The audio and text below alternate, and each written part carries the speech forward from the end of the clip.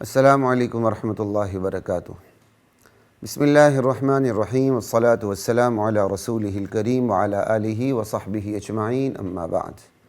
خواتین و حضرات، دورہ قرآن کی نشریات کے ساتھ خلیق الرحمن حسب معمول آپ سے مخاطب ہے بإذن اللہ۔ سپارہ نمبر 21 ہے، سورہ عنکبوت ہے اور سپارے کا آغاز ہے۔ سپارے کے آغاز پہ گزشتہ سے پیوستہ سال ہم نے ایک آیت پہ بات کی تھی، آیت نمبر 45 پہ، لیکن اس دفعہ جو ہم بات کر رہے ہیں 45 سے لے کر انشاءاللہ رکوع کے آخر تک جائیں گے، 51 تک، اختصار کے ساتھ۔ اتل ما اوحی الیک من الکتاب، میرے نبی جو کتاب آپ کی طرف وحی کی جا رہی ہے، جو قرآن آپ کی طرف وحی کیا جا رہا ہے، آپ اس کی تلاوت ہمیشہ کرتے رہیے۔ اتل ما اوحی الیک من الکتاب، پتہ کیا چلا؟ خود کتاب کی تلاوت بھی ایک مقصودی چیز ہے۔ آج کل جو یہ لوگ کہتے ہیں نا جی سمجھ کے بغیر سمجھ کے پڑھیں تو فائدہ کیا، بڑے بیوقوف لوگ ہیں یہ تمہارا مخلوق کا کلام نہیں، اللہ کا کلام ہے۔ ہاں سمجھ کے پڑھنا چاہیے، دوہرا فائدہ ہے، حقیقی فائدہ ہے، لیکن بغیر سمجھے بھی پڑھیں گے تو فائدے سے خالی نہیں ہے۔ بغیر سمجھے پڑھنے کو فائدے سے خالی کہنا یہ حماقت ہے، کھوتا پن ہے۔ بغیر سمجھے پڑھیں گے ثواب بھی ملے گا، دل کے اندر ایک نور بھی اترے گا، اور وہ نور آپ کی مدد کب کرے گا؟ جب آپ اس کو سمجھ کر پڑھنے کی کوشش کریں گے تو موجود نور آنے والے نور کے ساتھ مل کر آپ کے دل کے دریچے کھول دے گا۔ اللہ اکبر کبیرہ، ذالکم مما علمنی ربی۔ محض پڑھنے سے بھی نور داخل ہوتا ہے، وہ نور پھر سمجھ کے پڑھنے کے نور کے ساتھ مل جاتا ہے۔ یہ اللہ تعالیٰ نے میرے ذہن میں بات القاء کی تو میں نے آپ کو بتا دی۔ وَأَقِمِ الصَّلَاةَ، نماز قائم کرو۔ اس آیت پہ میں زیادہ بات نہیں کروں گا کیونکہ گزشتہ سے پیوستہ سال اس پہ بات ہو چکی ہے، ساتھی دیکھنا چاہے تو ہمارے یوٹیوب چینل پہ دیکھ لیجیے۔ ان الصلاۃ تنہی عن الفحشاء والمنکر، نماز جہاں بندے کو اللہ سے متعلق کر دیتی ہے، اللہ سے ملا دیتی ہے، اللہ سے رشتے کو مضبوط کر دیتی ہے، وہاں بندے کو بے حیائی سے روک دیتی ہے، برے کام سے روک دیتی ہے۔ نماز کی آپ حفاظت کریں، نماز آپ کی حفاظت کرے گی۔ آج ہماری نماز ہماری حفاظت نہیں کرتی، کیوں؟ ہم نماز کی حفاظت نہیں کرتے۔ والذین هم علی صلاتہم یحافظون، والذین هم علی صلواتہم یحافظون۔ 18واں سپارہ ہے، پہلی آیات ہیں۔ والذین هم علی صلواتہم یحافظون، اہل ایمان اپنی نمازوں کی حفاظت کرتے ہیں، تب پھر جا کے نماز حفاظت کرتی ہے، بے حیائی و برائی کاموں سے روکتی ہے۔ وَلَذِكْرُ اللَّهِ أَكْبَرُ، اللہ کا ذکر تو پھر سب سے بڑھ کر ہے، اور نماز میں پھر اللہ ہی کا تو ذکر ہوتا ہے۔ اللہ اکبر۔ وَاللَّهُ يَعْلَمُ مَا تَصْنَعُونَ، تم جو کچھ کرتے ہو اللہ جانتا ہے، اس کے مطابق اللہ تمہیں بدلہ دے گا۔ وَلَا تُجَادِلُوا أَهْلَ الْكِتَابِ إِلَّا بِالَّتِي هِيَ أَحْسَنُ، لوگو اہل کتاب کے ساتھ، یہود و نصارہ کے ساتھ، مسیحی برادری کے ساتھ، یہودی برادری کے ساتھ، برادری سے مراد دنیا کی برادری، اسلام کی برادری نہیں، اعتراض نہ کریں۔ وَلَا تُجَادِلُوا أَهْلَ الْكِتَابِ إِلَّا بِالَّتِي هِيَ أَحْسَنُ، اہل کتاب کے ساتھ جو تم نے بحث مباحثہ کرنا ہے، مناظرہ تمہارا ہو جائے، تمہارے ساتھ ان کی بحث ہو جائے، تو جو تم نے ان سے بحث کرنی ہے، مناظرہ کرنا ہے، بڑے اچھے طریقے سے کرنا ہے، وہ طریقہ جو خود قرآن کریم میں انبیاء کا موجود ہوتا ہے۔ دیکھ لیں، نرمی کے ساتھ، تحمل کے ساتھ۔ ہاں ان میں سے جو ظالم ہیں پھر ان پہ سختی کرو، جو ان میں سے ظالم ہیں، جو اللہ اور اس کے رسول کی توہین کرتے ہیں، جو حسد اور عناد کی وجہ سے حق کو سنتے نہیں، سمجھتے نہیں، ضد پہ اترتے ہیں، جو ان میں سے ظالم ہیں، اللہ اکبر، تو پھر ان کے ساتھ وغلظ علیہم کا مسئلہ، ان کے ساتھ پھر نرمی نہیں۔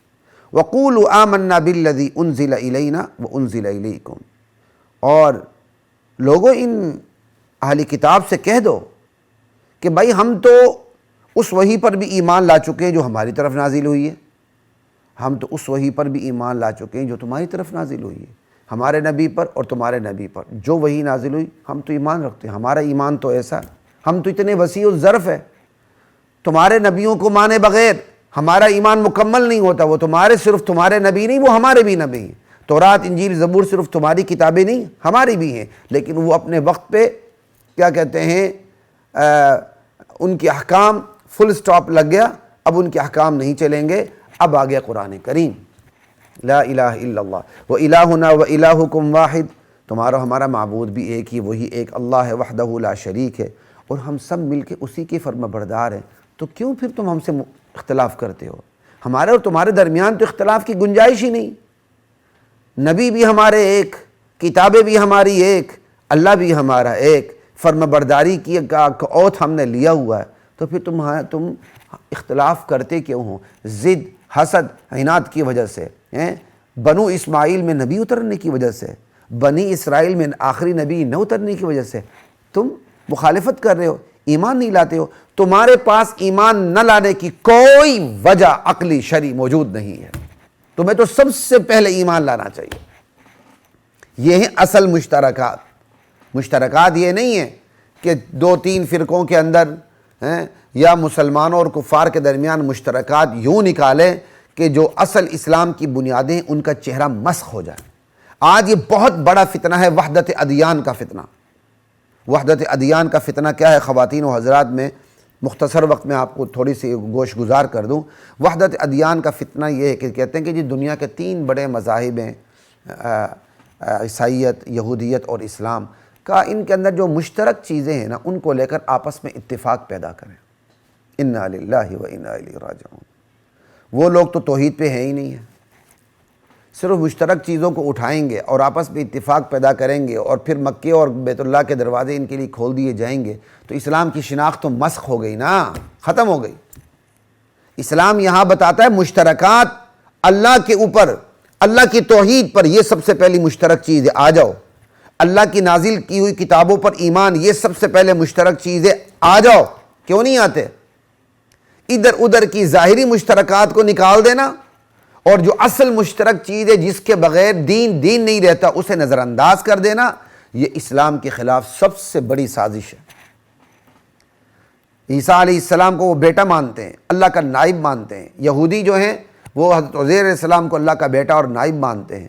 تو یہ مانتے ہوئے مشترکات کیسے نکلے جا سکتے ہیں؟ یہ تو قرآن نے دوسرے مقام پر بھی کہا ہے, تعالوا الی کلمۃ سواء بیننا وبینکم الا نعبد الا اللہ. لوگو, اے اہل کتاب آ جاؤ, قل یا اہل الکتاب تعالوا الی کلمہ, آ جاؤ اس بنیادی بات کی طرف جو ہمارے اور تمہارے درمیان مشترک ہے.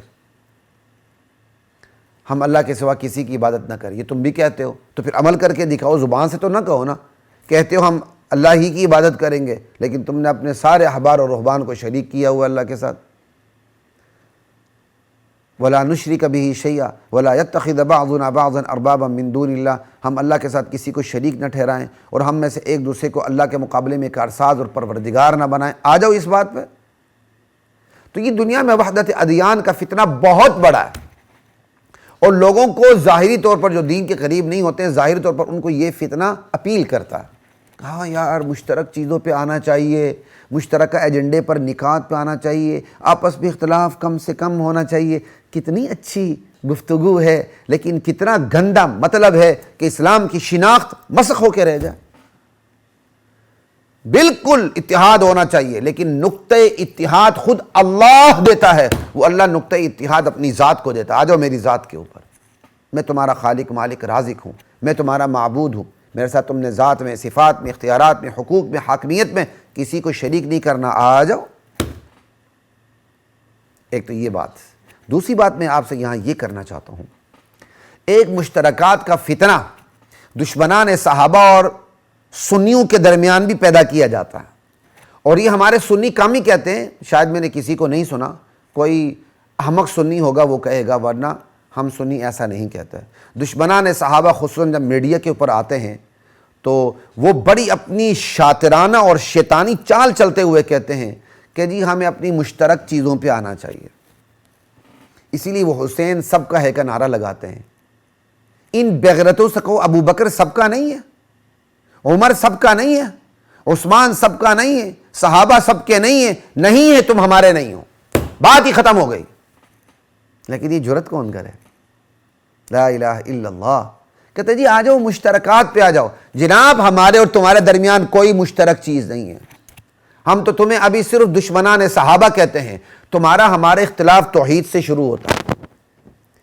جو اللہ کی ذات و صفات، اللہ کی جو اختیارات ہے، تم اپنے ائمہ کو دیتے ہو. ایک ہمارا تمہارا اختلاف اس کے بعد رسالت پہ شروع ہوتا ہے. تم اپنے اماموں کو نبیوں سے بڑھ کر سمجھتے ہو، اور ہمارے ہاں امام کو نبی سے بڑھ کر سمجھنا کفر ہے، اور اس کفر کو اسلام سمجھنا زندقیت اور ارتداد ہے.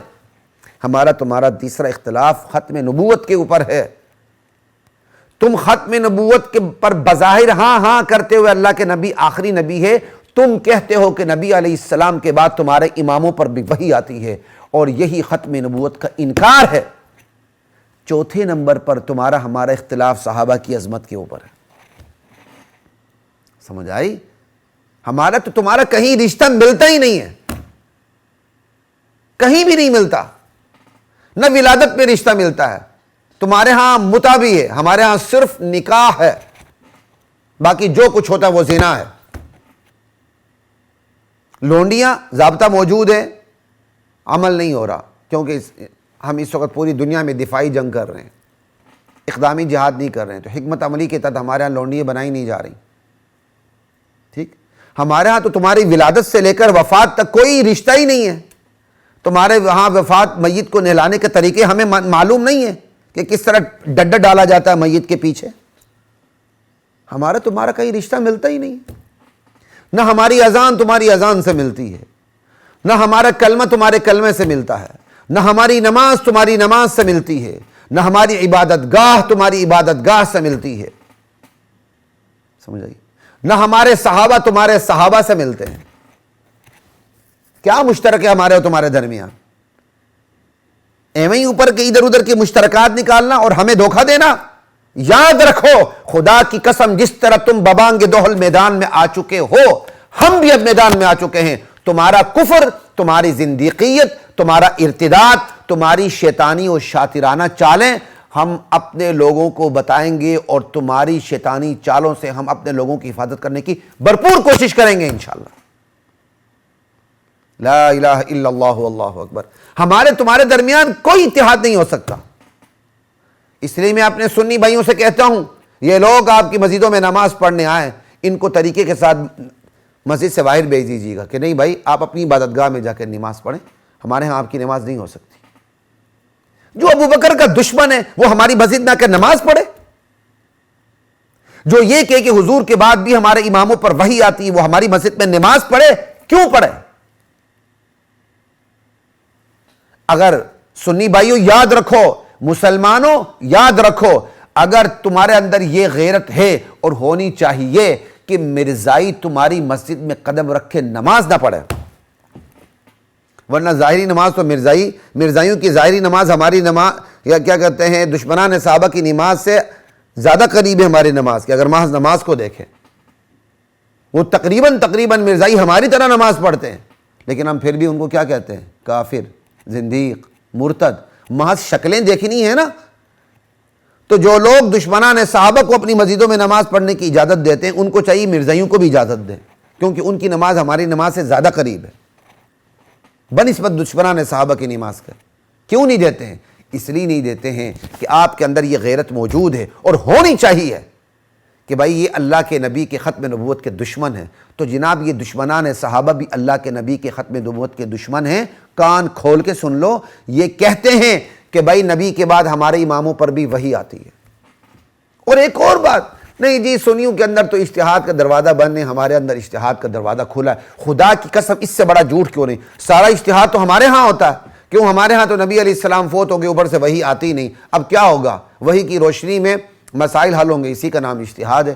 تمہارے ہاں تو نبی علیہ السلام کے بعد بھی وحی آتی ہے، اور وحی کی موجودگی میں تو اجتہاد ہوتا ہی نہیں ہے. تمہارے ہاں تو 14 اماموں تک وحی آتی رہی، ابھی پتہ نہیں وحی آتی ہے کہ نہیں. تو وحی کی موجودگی میں اجتہاد تو نہیں ہوتا. تو خیر، بات کہاں سے کہاں چلی گئی خواتین و حضرات.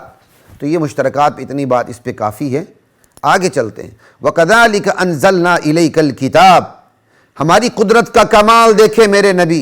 ہماری شفقت کا کمال دیکھے میرے نبی، ہم نے آپ کی طرف یہ کتاب نازل کی، انزلنا الیک الکتاب، یہ عظمتوں والی کتاب نازل کی ہے، اور یہ وہ کتاب ہے فالذین آتیناہم الکتاب یؤمنون بہ، جن لوگوں کو ہم نے کتاب دی ہے، کتاب کی سمجھ دی ہے، یعنی یہود و نصارہ جن کو ہم نے کتاب دی ہے، ان میں سے جو مخلص لوگ ہیں، تلاش حق کا جذبہ رکھتے ہیں، متلاشی ہیں، اور وہ واقعی تورات و انجیل کی سمجھ رکھتے ہیں، وہ اس قرآن پر بھی ایمان لاتے ہیں، کیونکہ جو تورات و انجیل پر ایمان لائے گا حقیقت میں وہ قرآن پر ایمان لائے بغیر رہ ہی نہیں سکتا۔ دونوں آسمانی کتابیں، فرق یہی ہے کہ وہ آسمانی کتابوں کے اندر تبدیلیاں ہو چکی ہیں، قرآن تبدیلی سے تا قیامت محفوظ ہے۔ وَمِنْ هَؤُلَاءِ مَن يُؤْمِنُ بِهِ، ان اہل مکہ میں سے بھی کچھ اہل انصاف ہیں جو اس قرآن پر ایمان لے آتے ہیں۔ وَمَا يَجْحَدُ بِآيَاتِنَا إِلَّا الْكَافِرُونَ، ہماری آیتوں کا انکار تو صرف وہی ہر درم کافر کرتے ہیں جو میں نہ مانو کی پالیسی رکھتے ہیں، وہی تکذیب کرتے ہیں، وہی انکار کرتے ہیں، ورنہ انکار کی کوئی عقلی شرعی گنجائش نہیں ہے۔ وَمَا كُنْتَ تَتْلُو مِن قَبْلِهِ مِن کتاب، میرے نبی اس کتاب کے نزول سے پہلے نہ آپ پڑھ سکتے تھے کوئی کتاب، اور نہ آپ لکھنا جانتے تھے، نہ آپ لکھتے تھے اپنے دائیں ہاتھ سے۔ یہ انداز ہے گفتگو کا، مطلب یہ نہ آپ اس کتاب کے نزول سے پہلے نہ آپ پڑھ سکتے تھے نہ آپ لکھ سکتے تھے۔ اذا لارتاب المبطلون، آپ لکھے پڑھے ہوتے تو کافر لوگ شک میں پڑ جاتے کہ اس نبی نے مسودات تیار کر کے لکھت پڑھت کر کے یہ کتاب تیار کی ہے۔ تو نبی کا امی ہونا نبی کا معجزہ ہے، نبی کا امی ہونا نبی کی خصوصیت ہے، اور نبی کا امی ہونا امت کے لیے رحمت ہے۔ کیوں؟ نبی امی ہوگا تو امت کو یقین آ جائے گا کہ چونکہ بھائی نبی تو لکھے پڑھے تو ہے نہیں، لہٰذا اتنی عظیم ترین کتاب اللہ کے سوا کوئی بھیج نہیں سکتا۔ لکھے پڑھے ہوتے تو شیطان ان کو شک میں ڈال سکتا تھا۔ تو نبی کا امی ہونا نہ صرف یہ نبی کی فضیلت اور اعجاز اور خصوصیت ہے، بلکہ امت کے حق میں رحمت ہے کہ پھر امت اس طرح شک سے کا شکار ہونے سے بچ جاتی ہے۔ کیا کمال کی بات ہے۔ بل هو آیات بینات فی صدور الذین اوتوا العلم، یہ قرآن جس کی آیتیں بالکل واضح ہیں، جس کی تعلیمات واضح ہیں، جس کا معجز ہونا واضح ہے، یہ تو اہل علم کے سینوں میں ہے، اللہ سینوں میں محفوظ ہے یہ آیات۔ یہ قرآن کی یہ آیت بتاتی ہے قرآن کی حفاظت اہل علم کے سینوں کے ذریعے کی گئی سب سے پہلے، اور لکھت پڑھت کے سفینے تو بعد میں آئے، سینے اس کی حفاظت کا ذریعہ بنے۔ اللہ اکبر، لا الہ الا اللہ۔ آج لوگ کہتے ہیں، بیوقوف اور احمق کھوتے قسم کے لوگ کہتے ہیں بعض کہ تو اللہ تعالیٰ نے قرآن کی حفاظت کی ذمہ داری لی، تم کون ہوتے ہو میدان میں اترنے والے؟ پھر جناب اللہ تعالیٰ نے رزق کی ذمہ داری بھی لی ہے، تم کون ہوتے ہو منہ کھولنے والے، ہاتھ پاؤں مارنے والے؟ بیٹھو نا آرام سے۔ کیوں کھولتے ہو منہ کھانا کھانے کے لیے؟ کیوں کھولتے ہو منہ پانی پینے کے لیے؟ کیوں ہاتھ پاؤں مارتے ہو روزی روٹی کے لیے؟ نہ مارو، اللہ تعالیٰ نے ذمہ داری لی۔ وما من دابۃ فی الارض الا علی اللہ رزقها، بھائی اللہ کی ذمہ داری کا مطلب یہ اللہ اس ذمہ داری کو دنیا کے دارالاسباب کی سطح پہ پوری کرتے ہیں۔ بات سمجھ آ رہی ہے؟ ذمہ داری لینے کا مطلب یہ کہ تم ہاتھ پاؤں ہلاؤ اور انشاءاللہ روزی ملے گی۔ یہاں بھی ذمہ داری کا مطلب کیا ہے؟ یہ ذمہ داری دنیا کے دارالاسباب کی سطح پہ پوری کی گئی ہے۔ یہ ذمہ داری اللہ تعالیٰ نے یوں پوری کی ہے کہ اس کی حفاظت کے لیے اللہ تعالیٰ نے اپنے خاص نمائندے چن لیے ہیں، حافظوں کی شکل میں اور علماء کی شکل میں، اور اس کے اندر جو درار ڈالنے کی کوشش کرے گا وہ ناقابل معافی جرم ہوگا، اسے چھوڑا نہیں جائے گا۔ بل هو آیات بینات فی صدور الذین اوتوا العلم وما یجحد بآیاتنا الا الظالمون، ہماری آیات کا انکار تو صرف بے انصاف لوگ کرتے ہیں۔ اللہ اکبر۔ وقالوا لولا انزل علیہ آیات من ربہ، یہ لوگ بطور اعتراض کہتے ہیں اگر آپ سچے رسول ہیں تو آپ پر رب کی طرف سے نشانیاں معجزے کیوں نہیں اترتے؟ یعنی فرمائشی معجزے جو ہم کہیں وہ نشانی اترے آپ پر۔ تو میرے نبی آپ کہہ دیں قل انما الآیات عند اللہ، یہ نشانیاں یہ معجزے یہ تو اللہ کے پاس ہیں، اس کی نسبت اللہ سے مجھ سے نہیں ہے۔ اللہ چاہے گا دکھلائے گا ورنہ نہیں۔ وانما انا نذیر مبین، میرا منصب تو نذیر مبین کا ہے کہ میں تمہیں انجام بس سے کھلا ڈرانے والا بنا کے بھیجا گیا ہوں۔ جہاں تک نشانی کی بات ہے، اولم یکفہم انا انزلنا علیک الکتاب یتلی علیہم، کیا یہ نشانی ان کے لیے کافی نہیں کہ قرآن جیسی عظیم ترین کتاب ہم نے آپ پہ نازل کی ہے جو ان کے سامنے پڑھی جاتی ہے؟ اس سے بھی بڑا کوئی معجزہ ہے؟ اگر یہ واقعی کہتے ہیں کوئی معجزہ تو قرآن سے تو بڑا کوئی معجزہ نہیں، مانیں کیوں نہیں مانتے ہیں؟ اصل میں یہ ہٹ دھرم ہے بس، اور کچھ بھی نہیں۔ ان فی ذلک لرحمہ، اس قرآن کے اندر اہل یقین کے لیے رحمت اور نصیحت ہے۔ لرحمۃ و ذکریٰ لقوم یؤمنون، 21واں سپارہ 45 سے 51 آیات تک بات ہوئی۔ خواتین و حضرات، ہم آگے چلتے ہیں 22ویں سپارے کی طرف، اور 22ویں سپارے میں ہم بات کریں گے سورہ سبا ہے، آیت نمبر 31 سے 39 تک۔ لا الہ الا اللہ۔ وقال الذین کفروا لن نؤمن بهذا القرآن، یہ کافر لوگ، یہ مشرک لوگ یہ آپ سے کہتے ہیں لن نؤمن بهذا القرآن، ہم اس قرآن پر ایمان لانے والے ہرگز نہیں، ہم ہرگز اس قرآن پہ ایمان نہیں لائیں گے۔ اللہ اکبر۔ اور نہیں اس قرآن سے پہلے جو کتابیں اتری نہ ہم اس کو مانیں گے۔ گردن میں سریہ دیکھیں، قبائلیوں کی گردن میں سریہ آتا ہے نا تو توڑنا مشکل ہو جاتا ہے، اور جس کی گردن میں سریہ آ جائے اور نکلے نا، اللہ اوپر سے لینٹر ڈال دیتے ہیں، یاد رکھیے۔ وَلَا بِالَّذِي بَيْنَ يَدَيْهِ، اللہ اکبر۔ اچھا یہ نہیں مانیں گے تو ان کے نہ ماننے سے سزا جزا کا عمل رک جائے گا، آتی قیامت رک جائے گی، اور ان کا کوئی حساب کتاب نہیں ہوگا۔ اچھا یہ کہتے ہیں ہم نہ مانیں، بس ان کا زور چل گیا، نہ مانے بیٹھیں، شتر بے مہار بنے، جو مرضی کریں، اور نہ ماننے سے ان پر عائد ذمہ داری ختم ہو جائیں گی۔ نہیں، وَلَوْ تَرَى إِذِ الظَّالِمُونَ، میرے نبی کاش آپ دیکھتے جب یہ ظالم لوگ موقوفون عند ربہم اپنے پروردگار کے سامنے حاضر کیے جائیں گے، حساب کتاب کے لیے کھڑے کیے جائیں گے۔ موقوفون عند ربہم یرجع بعضهم الی بعض القول، ان میں سے ہر ایک دوسرے کی بات کا رد کر رہا ہوگا، یعنی ایک دوسرے کی بات کا، یہ ایک دوسرے کی باتوں کو رد کر رہے ہوں گے، اللہ ایک دوسرے کی تردید کر رہے ہوں گے۔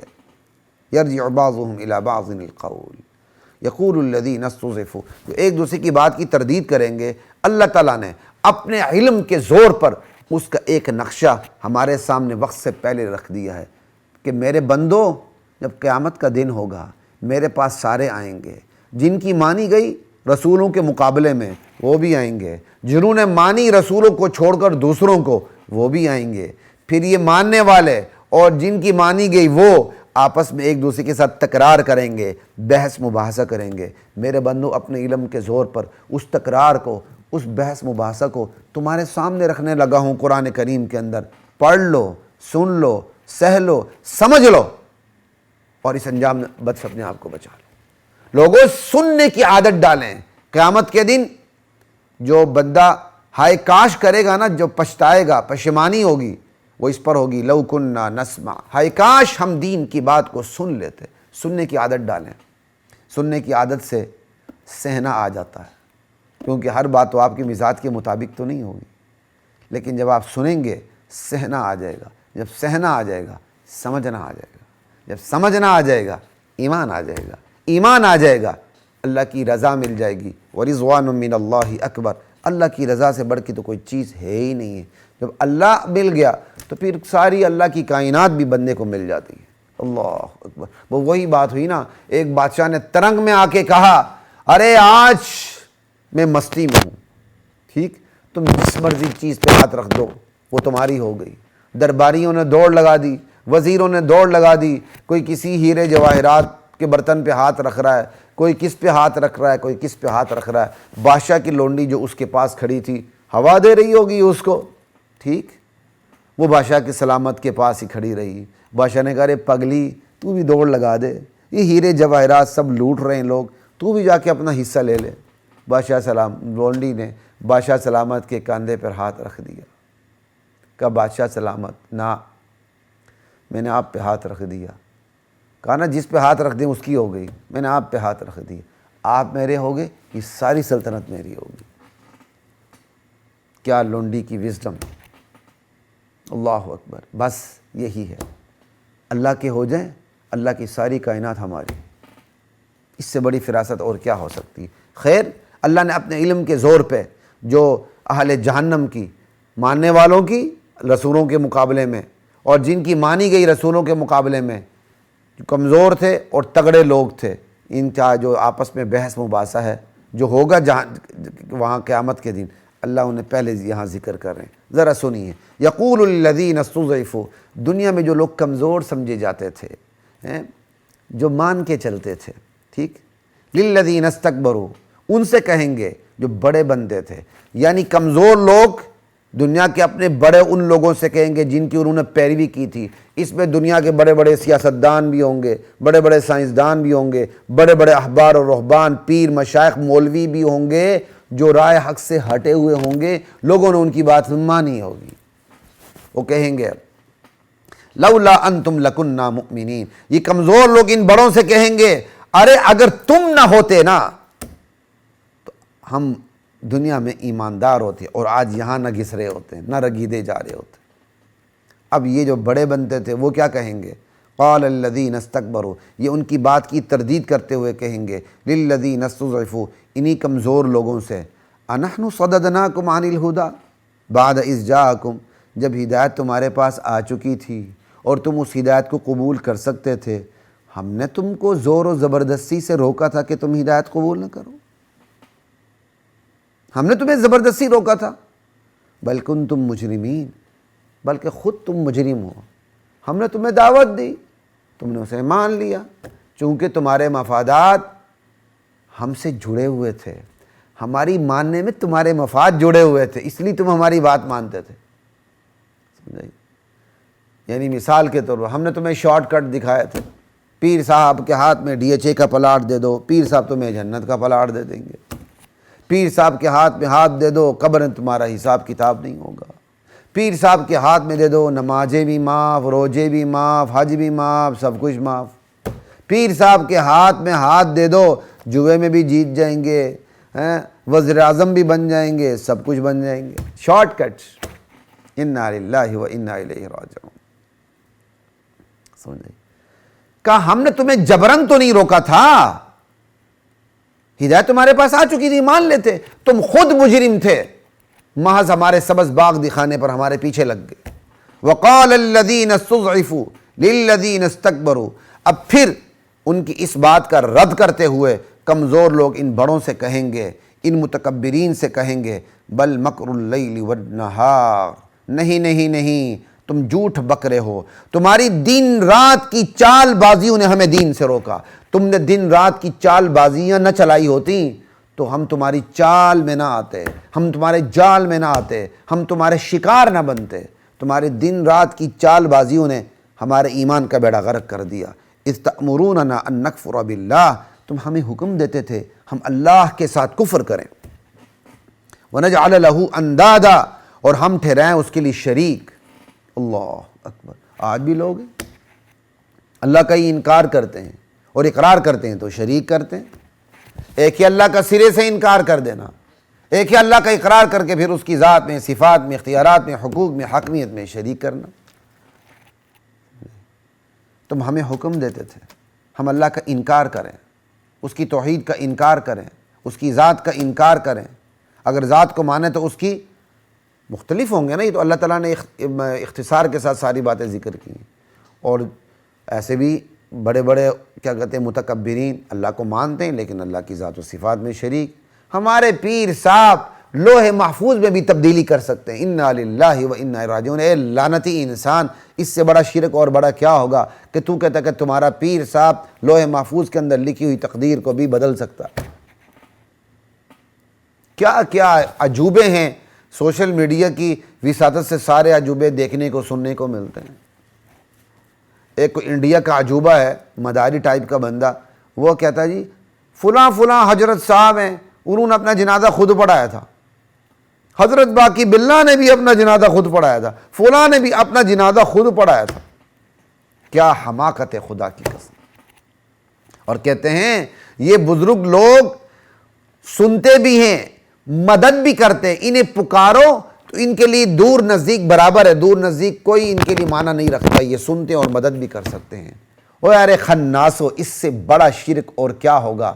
یہ خدا کے صفت سما میں شرکت ہے کہ تمہارا یہ کہنا کہ تمہارے بزرگ دور و نزدیک سے یکساں پکار کو سنتے ہیں۔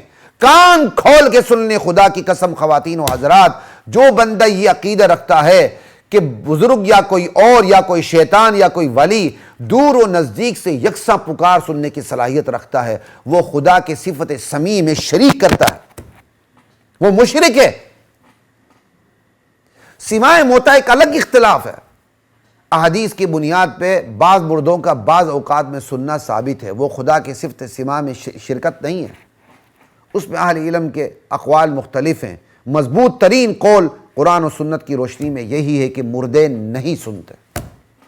ہاں جو سماع فی الجملہ کے قائل ہیں، بعض اوقات بعض مردوں کے سننے کے قائل ہیں، احادیث کی روشنی میں وہ بھی اہل حق ہیں، ان کی تکفیر کرنا، انہیں اہل حق میں شمار نہ کرنا، یہ بھی بہت بڑی زیادتی اور بہت بڑا ظلم ہے۔ اللہ ہماری حفاظت فرمائے ایسی تکفیر سے، اور ایسی متشددانہ عادتوں نے، رویوں نے اہل حق کو ایک دوسرے سے دور کر دیا۔ اب تو ایسے لوگ پورا پیدا ہو گئے ہیں جو ہر مردے کے سننے کے قائل ہیں، ایسے لوگ پیدا ہو گئے ہیں جی مردہ جی سنتا بھی ہے دیکھتا بھی ہے، انا للہ، ہر مردہ۔ اہل علم میں ایسے اختلاف نہیں تھے، اچھے خاصے لوگوں کو اصل اختلاف کا پتہ ہی نہیں۔ خیر یہاں مقصد سماع موتا پہ بات کرنا مقصد نہیں ہے، یہاں تو بس چونکہ ان آیات پہ بات ہو رہی تو میں آپ کے سامنے بات کر رہا ہوں۔ کہا وَأَسَرُّ النَّدَامَةَ لَمَّا رَأَوُا الْعَذَابَ، یہ چھوٹے بڑے، وہ بڑے جن کی پیروی کی رسولوں کے مقابلے میں پیروی کی گئی، وہ چھوٹے جنہوں نے رسولوں کو چھوڑا، اہل حق کو چھوڑا، غلط پیروں کی، غلط بندوں کی پیروی کی، یہ سب جب عذاب کو دیکھیں گے تو ندامت کو ایک دوسرے سے چھپانے کی کوشش کریں گے، اپنی ندامت کو، تاکہ ایک دوسرے کے مقابلے میں رسوائی نہ ہو۔ جیسے بڑے حوصلے سے کھڑے ہیں ماشاءاللہ، جب عذاب کو دیکھیں گے تو ندامت کو چھپانے کی کوشش کریں گے ایک دوسرے سے۔ وَأَسَرُّوا النَّدَامَةَ لَمَّا رَأَوُا الْعَذَابَ، اللہ اکبر، وَجَعَلْنَا الْأَغْلَالَ فِي أَعْنَاقِ الَّذِينَ كَفَرُوا، اللہ کہتے ہیں ہم ان کافروں کی گردنوں میں، اللہ اکبر، آتش دوزخ کے توق ڈال دیں گے۔ هل يجزون الا ما كانوا يعملون، ہم ان پر کوئی ظلم نہیں کرتے، یہ جو جہنم میں جا رہے ہیں ان کو وہی بدلہ مل رہا ہے جو ان کے اعمال ہیں، جیسے اعمال ویسا بدلہ۔ وما ارسلنا في قرية من نذير الا قال مترفوها، ہم نے آج تک جس بستی میں بھی کوئی رسول ڈرانے والا نبی بھیجا ہے تو سب سے پہلے اس بستی کے آسودہ حال خوشحال لوگوں نے کیا کہتے ہیں، انکار کیا ہے۔ اللہ اکبر، کہ انا بما ارسلتم بہ کافرون، کہ تم جس دین کو دے کے بھیجے گئے ہو، اللہ اکبر، اس سے منکر ہے۔ یعنی نبیوں کی مخالفت قوم کے رئیسوں نے کی، مالداروں نے کی، کیونکہ ان کے مفاد پہ ضرب پڑتی ہے۔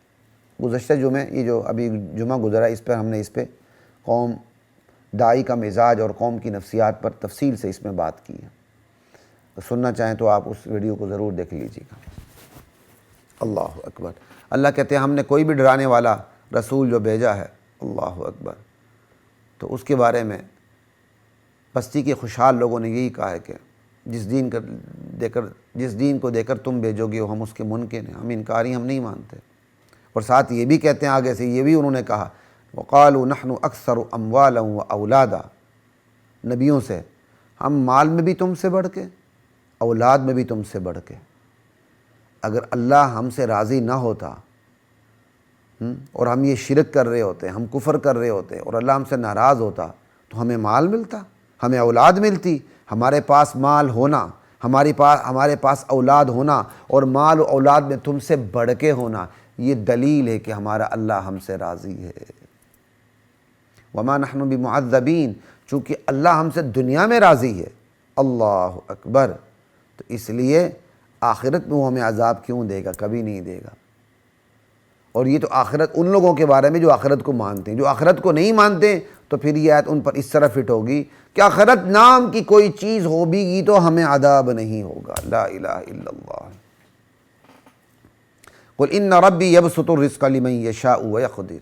میرے نبی آپ کہہ دیں ارے تم رزق کی بنیاد پر، مال اور اولاد کی کثرت کی بنیاد پر، اور ہم سے مال و اولاد تمہارے پاس زیادہ ہے اس فوقیت کی بنیاد پر تم نے یہ پیمانہ بنا لیا کہ تو خدا تم سے راضی ہے. انا للہ و انا الیہ راجعون. خدا کی راضی ہونے کا یہ پیمانہ ہے تمہارے پاس کہ تمہارے پاس مال بھی ہم سے بڑھ کر ہے، تمہارے پاس اولاد بھی ہم سے بڑھ کر ہے. انا للہ و انا الیہ راجعون. ارے بھائی یہ دنیا کی زندگی میں تو اللہ تعالیٰ جسے چاہے روزی فراخ دیتا ہے، کشادہ دیتا ہے، جسے چاہتا ہے کم دیتا ہے، نپا تولا دیتا ہے. یہ کوئی پیمانہ نہیں ہے. جسے چاہتا ہے، کئی دفعہ کافروں کو اللہ زیادہ دے دیتے ہیں، مسلمانوں کو کم دیتے ہیں. لیکن آخرت میں جو اجر ہے وہ صرف فرما برداروں کے لیے. دنیا کے اجر کو دیکھ کر تم دنیا کی نعمتوں کو تم خدا کے راضی ہونے کا پیمانہ نہ بناؤ. آخرت میں جس کے پاس نعمتیں ہوں گی نا وہ خدا کی رضا کا پیمانہ ہے. دنیا کی نعمتوں کا ہونا خدا کے راضی ہونے کا پیمانہ نہیں ہے. لیکن وَلَكِنَّ أَكْثَرَ النَّاسِ لَا يَعْلَمُونَ. اکثر لوگ اس حقیقت کو نہیں جانتے کہ بھائی دنیا کی نعمتیں خدا کی رضامندی کا پیمانہ نہیں ہے، صرف آخرت کی نعمتیں خدائی رضامندی کا پیمانہ ہے. اس حقیقت کو اکثر لوگ نہیں جانتے. کتنی کمال کی بات اللہ تعالیٰ نے کی. وَمَا أَمْوَالُكُمْ وَلَا أَوْلَادُكُمْ بِالَّتِي تُقَرِّبُكُمْ عِنْدَنَا زُلْفَىٰ. یاد رکھو نہ تمہارے مال ایسے ہیں، نہ تمہاری اولاد ایسی ہے کہ وہ تمہیں ہمارے قریب کر دیں. یعنی نہ تمہارے مال ہمیں تمہارے قریب نہ تمہارے مال تمہیں ہمارے قریب کر سکتی ہیں، یا اللہ کہہ رہے ہیں نہ تمہاری اولاد تمہیں ہمارے قریب کر سکتی ہے. ہاں الا من آمن وعمل صالحا. البتہ جو ایمان لے آئے، میدان عمل میں اترے، اعمال صالحہ کرے تو انہیں ان کی اعمال کا دگنا بدلہ ملے گا. یہ چیز تمہیں ہمارے قریب کرے گی. کیا مطلب؟ تمہارا ایمان، تمہارے اعمال صالحہ، یہ چیز تمہیں ہمارے قریب کریں گے. محض تمہاری اولاد اور تمہارا مال تمہیں ہمارے قریب نہیں کر سکتا. وَهُمْ فِي الْغُرُفَاتِ آمِنُونَ. ایمان اور اعمال صالح والی وہ لوگ ہوں گے جو جنت کی بڑی بڑی عمارتوں میں، محلات میں، بالا خانوں میں عیش کریں گے، امن کے ساتھ ہوں گے وہاں. لا الہ الا اللہ.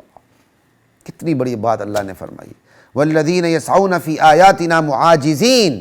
وہ لوگ جو ہماری آیتوں کی تردید میں دوڑ دھوپ میں لگے ہوتے ہیں کہ کسی طرح اللہ کی آیات کو نیچا دکھائیں، اللہ کی آیات کو ہرانے کی کوشش کریں، اسی دوڑ دھوپ میں کوششوں میں لگے ہوتے ہیں کہ خدائی آیات کو نیچا دکھانے کی کوشش کریں. آج بھی ایسا ہی ہے.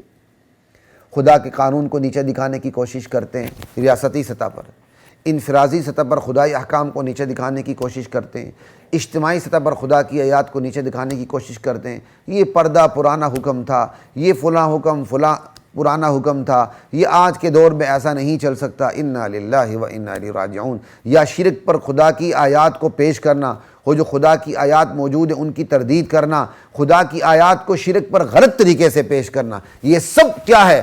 خدا کی آیات کو ہرانے کی کوشش، نیچے دکھانے کی کوشش ہے.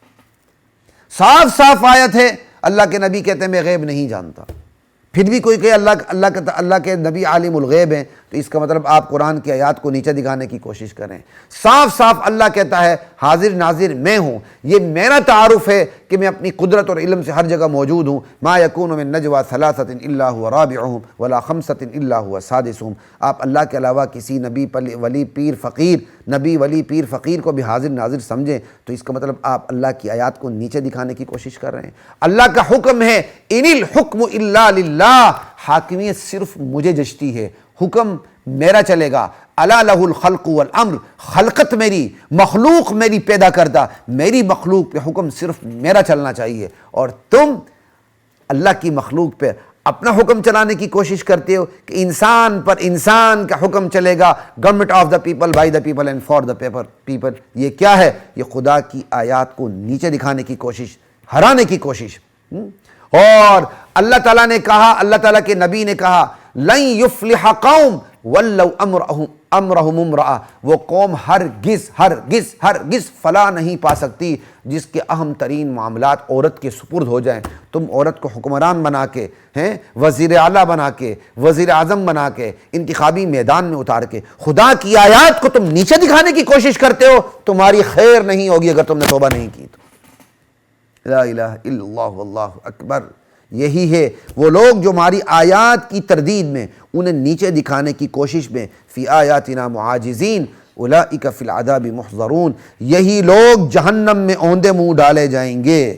اللہ اکبر۔ عذاب دوزخ میں یہی لوگ دھکیلے جائیں گے، عذاب میں حاضر کیے جائیں گے۔ اولئک فی العذاب محضرون۔ اللہ ہمیں آیات کی تردید سے بچائے۔ کوئی آیات کی تردید عقیدتاً کرتا ہے اور کوئی آیات کی تردید عملاً کرتا ہے۔ عملاً کوئی تردید ہو جائے، بندہ دائرہ اسلام سے نکلتا تو نہیں ہے، لیکن عقیدتاً تردید ہو جائے، وہ دائرہ اسلام سے اس کی چھٹی ہوتی ہے، یا وہ بندہ مسلمان ہی نہیں ہے لیکن دن رات وہ خدائی آیات کو، احکام کو نیچے دکھانے کی کوشش کرتا ہے، اپنا ورلڈ آرڈر پاس کرنے کی کوشش کرتا ہے، دنیا پہ لاگو کرنے کی کوشش کرتا ہے۔ وہ کہتا ہے انسان پر انسان کی حکمرانی، وہ اللہ کو مرکزی جگہ دینے کو تیار ہی نہیں ہے۔ تو یہ سارے لوگ کیا ہیں؟ خدائی آیات کو ہرانے کی کوششوں میں لگے ہوئے ہیں، لیکن یہ آج تو اللہ انہیں برداشت کر رہا ہے، کل یہ سارے اوندے منہ جہنم میں دھکیل دیے جائیں گے۔ قل ان ربی یبسط الرزق لمن یشاء ویقدر، میرے نبی آپ اعلان کر دیں یہ تو میرا پروردگار ہے، جس کے لیے چاہتا ہے روزی کشادہ کر دیتا ہے، زیادہ دیتا ہے، وسیع دیتا ہے اپنے، اور جسے چاہتا ہے نپا تولا دیتا ہے، کم دیتا ہے۔ یہ کوئی معیار نہیں ہے خدا کی رضا کو ناپنے کا۔ یہ پہلے بھی کہا پھر بھی کہا، وما انفقتم من شیء فہو یخلفہ، جو تم کچھ خرچ کرتے ہو اللہ کے راستے میں وہی تمہیں اس کا بدلہ دے گا، اور دیتا ہے دنیا میں بھی آخرت میں بھی۔ بندے کو یقین آ جائے نا کہ میں خرچ کرتا ہوں تو اللہ اس کا بدلہ دنیا میں بھی دیتا ہے، دین میں بھی دیتا ہے، تو شاید ایک پیسہ بھی ہمارے جیب میں نہ رہے۔ اگرچہ اس طرح خرچ کرنے سے منع کیا گیا ہے کہ بھائی آپ کے پاس بالکل ہی پیسہ نہ ہو، میں ایک یقین کی انتہا کی بات کر رہا ہوں۔ حضرت ابوبکر صدیق کو دیکھ لیں، ان جیسے ایمان ہم کہاں سے لائیں؟ لیکن اتنا تو یقین ہو جائے نا کہ جو ہم دے رہے ہیں اللہ کے راستے میں وہ ضائع نہیں ہوتا۔ وَهُوَ خَيْرُ الرَّازِقِينَ، سب سے بہتر روزی دینے والا تو اللہ ہے۔ خواتین و حضرات، آج کی نشست کا اختتام ہوتا ہے، اجازت دیجیے۔ السلام علیکم ورحمۃ اللہ وبرکاتہ۔